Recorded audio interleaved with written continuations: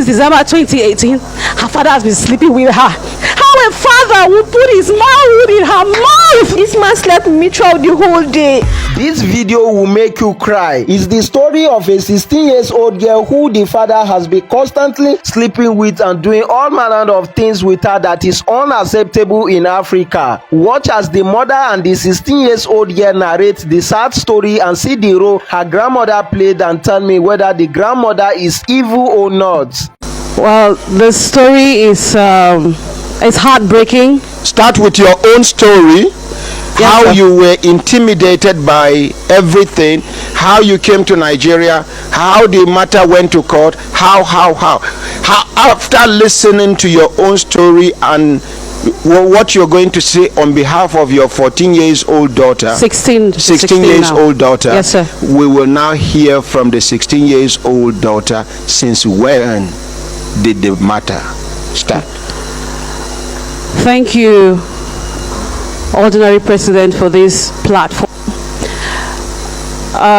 16 years ago, back in Cameroon, I was a 20-year-old naive girl, and I met this young, vibrant Nigerian man by name Samson Zanunga Williams in June of 2003. And I had just lost my father that month.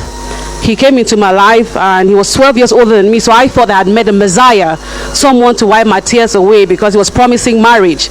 And as naive as I was, not understanding the intricacies of man and woman relationship, I fell for that, and before I knew it, I was pregnant. We never had the marriage. I gave birth to a beautiful daughter, and he returned to Nigeria. I also like to mention that he has relatives back in my country, Cameroon. He has an aunt who is a powerful lady in government in my country. When my daughter turned 3, he started threatening me that he wants to take her away. In fact, he started when she was 1 year, 3 months, and I told him, I cannot give you this baby. She's too small. You don't want to marry me anymore, it's not a problem, but just let me be with my daughter. So he continued asking for the baby, and I refused to give him. When she turned 3, he told me, you know who my aunt is. We'll use power, we'll use people from the other world. What be the name of that aunt, and which office did they occupy for Cameroon? His aunt's name is Professor Dorothy Limunga Njoma Efange. She's currently one of the top people in charge of elections, Cameroon, Elecam, the board in charge of elections in my country. Okay, like our INEC here. Yes. Okay. At the moment. So, waiting be her relationship with him where they use her name, they think you. Okay. She is his aunt, that is the sister to his father. His father is from Cameroon. He came to Nigeria, joined the military, served, married, died, and was buried here. So he naturalized. Okay, the father. His father naturalized. Cameroonian. Yes. Welcome Nigeria. Yes, sir. Come join our army. Yes, sir. He served. Yes, he sir. died. When I see that thing where they talk, foreigner come, they make him soldier for Nigeria. Yes, sir. He died. So continue. So he went back in search of his father's people. So he used the aunt's name to threaten me with and said, you know who my aunt is, we have power, we have money, we have what you don't have. We can take this girl away from you to Nigeria and you will never find her. So if I were you, I would just willingly give her instead of trying to fight. My mother is a widow, I'm an orphan. We're like, we don't have anybody. How do you fight people like that? There's no need trying to make a case. Your mother, they tell you that? Yes, that, you know, see, we're still mourning your father that just died. We haven't yet recovered from that. And then you have a child out of wedlock. The marriage didn't happen. Now they want to take her away from you. I went to this woman's office to meet her, to book an appointment, to find out from her if what her nephew is using me with is true. But unfortunately, her secretary didn't give me the opportunity to meet this woman. So you can tell her what her cousin be that, bro? Her nephew. You know, say all these cousin, nephew, niece, I know sabi who be my cousin, who be my niece. True to God, that thing they confuse me. So I went to her office and her secretary didn't allow me to see her. I sat there for close to 6 hours and with my baby. Out of frustration, I walked away. Not having met her, I went back to my mom. Said, since you didn't meet her, we don't know if she's in support of this or not. In order for them not to seize this child and take to Nigeria, where do we trace her?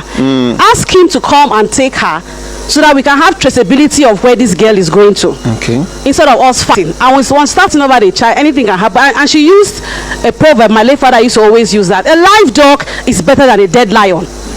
So let's let her go. She's our blood. No matter what happens, she'll come back someday. That was how I asked him to come, and we went to the Nigerian consulate in my country in Douala, and we signed papers for traceability, and he took her away when she was 3 years old. Now, una go one place will be like Nigerian embassy for Cameroon, will be consulate. Yes, sir. To officially hand over the child to him. Yes, sir. Make he write documents, because waiting your mama they fear be say if he use boju collect the pikin, yes, una no know where una do go trace am, because person will know sabi who him papa be. Yes, sir. We come search for him papa. Who una go ho? I don't know what I understand. And the auntie where you suppose establish where they claim say it she dey related to them. Maybe sef na far away relation, or maybe you just drop her name. I don't know whether you understand. Yes, sir. So continue. If it be say the woman no know anything, but this time around we go link up with the woman. Maybe na time for the woman to tell police to go arrest them. Make am public. And I hear say this person where we dey talk na journalist. Yes, sir. He's continue. So he took my daughter at 3, brought her to Nigeria. Sign documents for the consulate. Yes, sir. He write number of your relation. Yes, they call them to confirm. Yes, sir. They confirm. Okay, fast forward now. They confirmed. They gave me the sister's number, and he said there was the elder sister to whom he was going to hand over my daughter. Waiting be the elder sister name. I know her as Madam Magdalene. Madam Magdalene. She's a lecturer in University of Jos. You're a lecturer in the University of Jos. Plateau Which State. faculty? I don't know, but I know she teaches chemistry. She dey teach chemistry. Yes, sir. Madam Magdalene. Yes, sir. But you don't know her surname. No, so I don't. Next time, if Nigerian give you name, look for the surname. It's very important. If na Nigerian, no. Thank you, sir. So for a few years, I called the other sister, and she kept telling me that her brother and my daughter were out of Nigeria, that they're out of the country. So I called. If they won't carry your daughter abroad, they're not supposed to inform you. Continue. So after about 3 years, I stopped calling. I was like, okay, if he's out of the country, then what's the point calling this woman that I thought my daughter was with? And Nigerian court, I wonder why Nigerian court person give person belle, they never marry, the matter reach court, una rule in favor of the belle giver, say make them carry pikin, give belle giver. Where is the morality? And a man wey no go sabi how to take care of pikin. Person wey do that kind thing, you leave her with girl child. Anyway, continue. So a few years down the line, 2012, she reached out to me that my daughter is with her. I was like, is this not the same child you said was no longer in Nigeria? Because the child had been giving them headache that she wants to see her mother. The girl started making trouble. She begin to disrespect some of them. Una go wonder why this girl go begin to disrespect, including the grandmother, the aunties. Una go here. Continue. To 2015, when my daughter started running away from home, that she wants her mother, it would amaze people to know that from 3 years that she was taken away, she did not forget who her mother was. She kept telling them, my mother's name is Becky. You are not my mother. I know who my mother is. Pikin went home her mama name at the age of 3. Make we appreciate the pikin. Very intelligent pikin. So that 2015, I came to Nigeria at my expense. I put myself together. I came to see my daughter. Now you pay transport. Now you pay everything. Yes, my transportation from Cameroon to Nigeria to Jos to see my daughter for the first time since she was taken away from me in 2007. I came and this lady welcomed me in her house, gave me a guest room, but she wouldn't allow me stay with my daughter one-on-one. I even want to sleep with the room with my daughter. She wouldn't allow. I sense there's something, but this child can't talk. You sense something isn't right, but the child cannot tell me. So when I came, it happened that her father, Samson Zanunga Williams, who said he was leaving me to marry another woman, hadn't gotten married. So the brother-in-law, that's the other sister's husband, suggested to me, you're not married. He's not married, and he promised you marriage. Don't you think it's about time people got married for the sake of this girl? Good idea. Good suggestion. I agreed to the marriage. I spent about 6 weeks in Nigeria at my expense. Now you they pay. Now you they feed yourself. And everything at my expense, and I still agreed to get married to this man for the sake of my daughter. If that was the only way I'll have access to raise my daughter. And I went back to Cameroon with promises that they were coming to see my people, but that never happened. Continue. It never happened. So my daughter finished her primary education in Jos, and then she was sent down to Jalingo, Taraba State, to be with the father for secondary education, so the father can have an impact on her life. So while there, she's in the boarding school in Jalingo, Taraba State. When she's on vacation, I get to talk with her through her grandma's phone, and it's monitored. So if anything going wrong, this girl cannot tell me. Only for me to hear October this year, when my daughter found a way to reach out to me to tell me that since December 2018, her father has been sleeping with her. He threatens to kill her if she tells anybody. Threatens he will not pay her school fees. It got so bad that my daughter drank sniper. You all know what sniper is. Drank sniper to end her life. And nobody told me. Nobody told me. Even not for the uncle's wife in Abuja, and Igbo woman married to this family. That when my daughter opened up to her, she said, if people send me back to Jalingo, she was brought to Abuja after the side attempt. She said, if you send me back to Jalingo to go back to my father, I will kill my father and I will kill myself.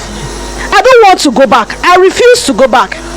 So this woman kept asking her, what will make you want to kill your father and yourself? Please, I beg you, tell me. One day in the middle of the night, she tapped her. She said, Auntie, if I go and die and I don't tell you, I will not forgive myself in the grave. This is the reason. Since 2018, this is what I've been going through. My grandmother knows. My aunt knows. I've told them. But all they tell me is to keep quiet and bury it inside of me and never tell anybody. That it is my secret to carry to my grave. Let nobody ever hear of it. And I can't take it anymore. If you allow me to go back, this is what will happen. This woman was in tears. And they called me. She said, I want you to hear from your daughter. There's something I've heard that I've not had peace. When I took the phone, I was like, what's going on? She said, Mommy, I need you to come to Nigeria as soon as possible. I need you to come. She was crying. She hung up. I called back. Please, can you tell me what's going on? She said, I don't know how I will tell you this, but this is what my father has been doing to me since 2018, and I am tired. I can't take it anymore. I need justice. I need someone to fight for me. And you're the only one who can fight for me, because these people don't consider me like one of their own. They don't treat me like one of their own. And she said, I curse the day you met my father. I curse the day you gave birth to me. And I curse the day I bore the name of this family. If you don't come, it's my body that you come and bury. The shock, I can't even explain what happened. I woke up in the hospital 3 hours later. Luckily, I had a neighbor that was around. My neighbor told me that they found me in a pool of blood, out of shock, and they took me to I woke up 3 hours later. Thank God I survived that shock and pulled myself together and rushed over to Nigeria to hear from my daughter firsthand. The things, how a father would put his manhood in her mouth and tell her if she doesn't do as told, he will break her neck. He will kill her. She will beg him, I am not your girlfriend. I am not your wife. You say you're my little wife. I'm not going inside. I'm only on the surface. He will spit on her, use tissue, wipe her and take the tissue away. Hold the line. Let's hear from the girl. Yes, my daughter. You go open mouth, talk clearly. You're going to talk clearly for the whole world to hear your own version of the story. And I want you to know that God in heaven is watching and listening. Promise me you will never lie in the course of this our conversation. I promise never to lie. You promise? Yes, sir. So tell me the story. Take your time. Okay. In December 2018, during this period, my father called me into his room in Jalingo, my grandmother's house, that I should come and pick a hairstyle I would like to make for Christmas. I went there not thinking of anything because he's my father. I entered the room, he shut the door behind me. My mind didn't go anywhere. because I won't think of such a thing. I sat on the bed, we finished checking his phone for the pictures, and I've picked the hairstyle that I would like to make. When we finished, not for him to start touching me in an unfatherly manner. Where and where? My breast, my bum, just touching me, trying to naked me, trying to remove my clothes. And I rejected him. I said, what is this? He told me that I should keep quiet, I should be still, I should be calm. If I reject him or I resist him, he is going to harm me.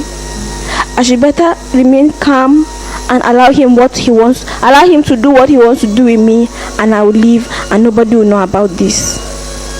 In the course of it, he told me that if anybody should hear about this thing that just happened now, he's going to kill me.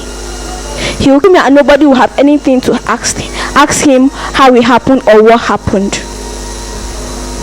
He finished and I left. I left crying. It didn't mean anything to him. Christmas period. It went on. It was not like that day only. After that day, it became a continuous process. It is like an everyday thing, except I am on my period because I am in a boarding school. I go to school, I can't concentrate. I'm always thinking. I come back home, it's a continuous process. He doesn't allow me to rest except I'm on my period. Sometimes I even have to lie. And if I lie and he finds out that I'm not on my period, is another case. This has been going on 2018, 2019. He was planning his wedding last year. I was happy. I thought everything would just end there because I wanted to forget about everything and move on with my life as a 16-year-old girl. He was planning for his wedding. How he normally does is that he starts scolding me because he's very harsh. He is harsh physically. He beats me, leaving with scars on my body. I opened the Facebook account to reach my mom because I call my mom, everybody is there, there's nothing I can tell her. I opened the Facebook account to reach her. When he found out about that Facebook account, he beat me mercilessly with a barbed wire. Scars all over my body, my hands, everywhere. I was bleeding on my body. I couldn't reach her. What of the relations in the compound? Didn't they talk to him? Everybody knows he's harsh. And they don't care. My grandmother doesn't care. That's his mother. Yes. When he's beating me, she'll tell him that he should take me and go and beat me outside. I should not die in her compound. She doesn't stop him. It's not her business. I was diagnosed with an ovarian cyst. I started having pains on my side, my right side. I complained to them. They said it was all pretense. And they said, okay, they'll take me to the hospital. At the hospital, the doctor was asking me that, have I ever had sex? I couldn't say yes. I told him, no, I've never. Well, he said, okay, we should go and do a scan. When we're going to do the scan, my father said that if they scan me and they don't find anything in me, he's going to kill me for making him waste his money to bring me to the hospital. We did the scan. On the paper, they wrote, very urgent. I needed surgery for it to be removed. My father said he doesn't care. He will not waste 1 kobo of his for them to go and do a surgery on me. It's not his business. If he ruptures in me, it's my problem. If I die, he doesn't have anything to lose. He's a man, he can have other children. It's me and my mother that have to lose. Okay. Like I said, how he does is that he starts scolding me in the compound, scolding me. I am stubborn, I am this, I am that. He now he wants to call me to continue scolding me in his room and give me advice. When he goes, he does what he wants to do. When he's done, he'll ask me to stay there. I will not leave his room until he asks me to leave. I'm there, he'll pick a phone and call the wife to be, and we'll be planning for their wedding. When he's done, he'll say, the wife is getting married to is the senior wife, while me, I'm the junior wife. He compares my body to my mother's body. He says I have like my mother. My husband will enjoy me. Would I allow him enjoy me before my husband enjoys me? I told him that I'm not your girlfriend and I'm also not your wife. This kind of thing should not be happening. He said, I should not worry. He's only on the surface. He's not going inside. I am still intact. I said, but there are many girls out there. Why do you want me? He said, no, because I am still fresh and supple. That's why he wants me. He got married last year, June. But it didn't end. He continued. He continued. Where was the wife? They moved out of my grandmother's house to their own house. So he comes to the house, my grandmother's house, and does what and sleeps with me. Have you ever, who have you reported this matter to, and what were their responses? This year in August, because my grandmother is aware. She's aware from when it started. She was aware of it. You told her? I didn't tell her, but she was aware. She was aware, but I didn't tell her. But I knew she was aware, and she knows she's aware. Yes. Then who again? This year in August, I got frustrated because 2018, 2019, 2020, I was frustrated. I don't concentrate in school. I'm always thinking, I'm always lost because of what this man has done to me. I was depressed. I said, if this man is telling me to keep such a thing inside of me, I know that I would die one day. This thing won't me, so it's better I end my life myself, because if you me, it's going to pain me. I took sniper this year August because this year when school closed for COVID-19, I respect his wife so much, so he called me that his wife would like to see me in their house for me to help her do some things in the kitchen. I went there for me not to find his wife. They had issues, they got separated, his wife had left. I never knew, but he lied to me that his wife wants to see me. So I went there in the morning. Throughout the whole day, this man slept with me throughout the whole day. I could not walk, I could not sit. It was so painful. It was so painful. Throughout the day? Throughout the day. He starts, he will eat, he comes, just throughout the day. He will start, stop, go and eat, come back? Yes. So throughout the day, when he's done, he doesn't spill in me. He puts it on my tummy, wipes it with a tissue, and takes it away. I don't know what he does with it. He takes it away. So I was frustrated, and this COVID-19 lockdown is very long. It's very long. Other times I used to go to school and come back, but this one was very long. How many months was I at home? How many months was I at home? I was frustrated. I know I would die, so let me just make myself, let me leave this world because there's nothing. I have no peace. Let me just die and leave this world.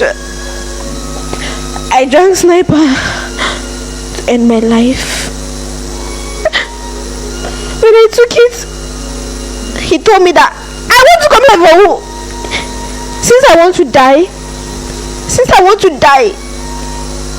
he will help me end my life even before I die. So he was struggling me. I didn't struggle because I was ready to die at that time. He saw that I was not struggling. He now left me. When he left me, he told me that I should leave this compound and go and die outside. I will not die in his mother's compound.